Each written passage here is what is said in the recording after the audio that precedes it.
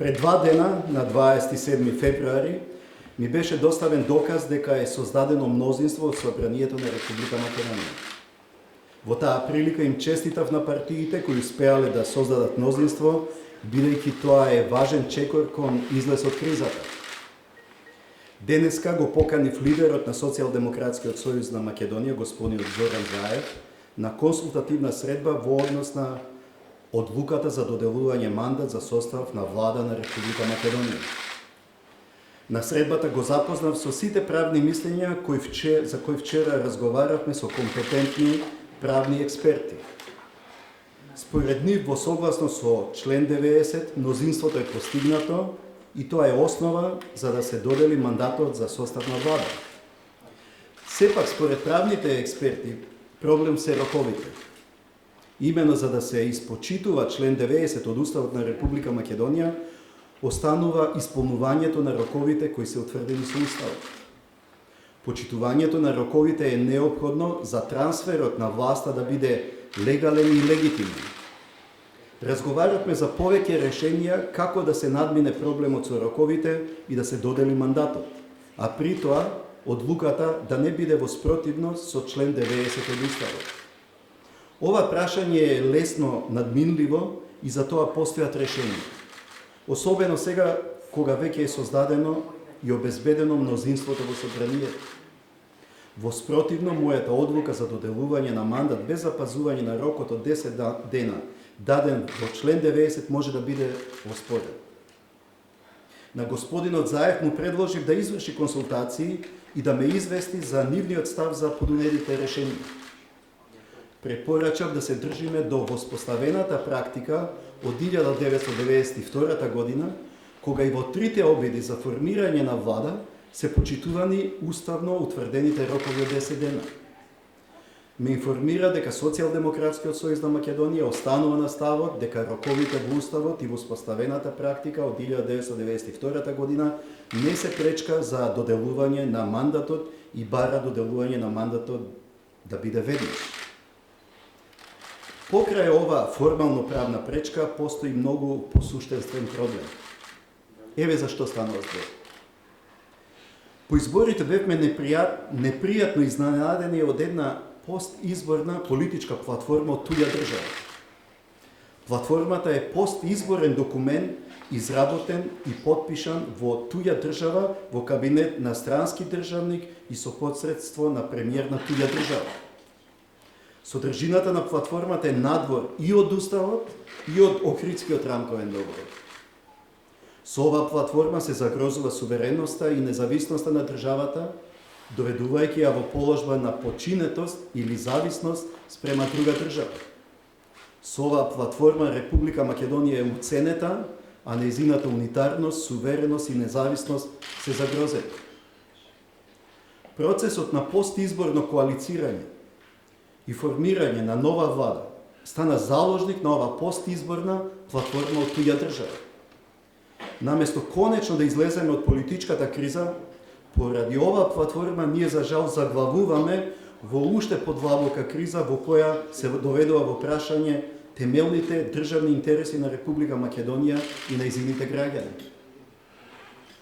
Долго време очекував дека одредени политички партии ќе покажат државотворност и зрелост и јавно ќе одбијат воопшто да зборуваат за таква туѓа постизборна платформа. За жал, видовме дека наместо веднаш и без дискусија да ја отфрлат, некои почнаа со неа да лицитираат, не сваќајќи дека всушност лицитираат со унитарниот карактер на државата, со идентитетот на граѓаните и државните интереси. За карактерот и иднината на државата не може да се преговара, ниту да се водат разговори на нетранспарентен начин. Граѓаните имаат право да ја знаат вистината за содржината од разговорите. Но и за ова има решение. За време на средбата од господинот Заев побарав јавно и јасно да ја отфрли и осуди оваа платформа, бидејќи македонските граѓани на изборите гласаа за реформите и за исполнување на обврските од договорот од Пржино, а не за постизборна платформа на туѓа држава. Од тука, втората суштинска забелешка е дека разговарање за содржина или преговарање за платформа на туѓа држава е спротивно на Уставот на Република Македонија. И не само тоа, туку преговарањето и префаќањето на туѓа платформа е казниво дело според кривичниот законник, бидејќи тоа значи доведување на Република Македонија во положба на подчинетост или зависност према друга држава. Драги сограѓани, од меѓународната заедница очекуваме јасно и јавно да ја осуди таквата платформа која представува бескрупулозно мешање во внатрешните работи и редефинирање на унитарниот карактер на нашата држава. Многу добро се сеќаваме дека меѓународната заедница излегуваше со такви ставови во случај со други држави од регионот. За жал, во случајот со Македонија, такво јавно осудување немаше. Ваквиот гласен молк ни потврдува дека иднината на Македонија сега зависи само од нас, нејзините граѓани и нејзините институции. Мојата порака е јасна. Штом се воздржа од осудување на платформата што ја загрозува сувереноста и унитарноста на државата Република Македонија, сега меѓународната заедница треба исто така да се воздржи и од наметнување решенија кои би биле во спротивност со државните интереси на Република Македонија. Почитувани сограѓани, преговарањето за платформа на туѓа држава значи негирање на суверенитетот и самостојноста на Република Македонија, како што е наведено во член 1 од Уставот на Република Македонија. Во Република Македонија суверенитетот произлегува од граѓаните и им припаѓа на граѓаните. Никој од граѓаните на ниту еден демократски избран представник не му дал право, преговарајќи за постизборна платформа на туѓа држава, да го загрозува суверенитетот на Република Македонија. Македонските граѓани на изборите гласаа за партиски програми, а не за постизборна платформа на туѓа држава. Ова се сериозни моменти од историјата на Република Македонија. Секој еден од нас мора најодговорно да се однесува, затоа што секоја погрешна одлука може да има несогледливи катастрофални последици за едината на државата. Кога ја презедо функцијата претседател на Република Македонија, согласно Уставот, на седницата на Собранието, ја дадов и свечената изјава со која се обврза функцијата да ја вршам совесно и одговорно. Се обврзав да ги почитувам Уставот и законите и да ги штитам суверенитетот, територијалниот интегритет и независноста на Република Македонија.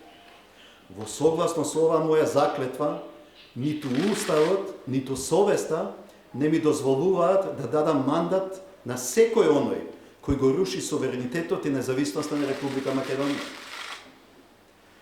Драги сограѓани, слушам како ме одвинуваат дека со моите досегашни постапки сум ја злоупотребувал службената должност и дека сум можел да добијам кривична пријава. Ги охрабрувам иницијаторите тоа и да го направат. Оние кои деновија ми се закануваат и ги повикувам да покренат и прашање за мојата одговорност во согласно со Уставот. И во оваа прилика јасно им кажувам, не постојат закани и уцени што ќе ме натераат да го прекршам Уставот.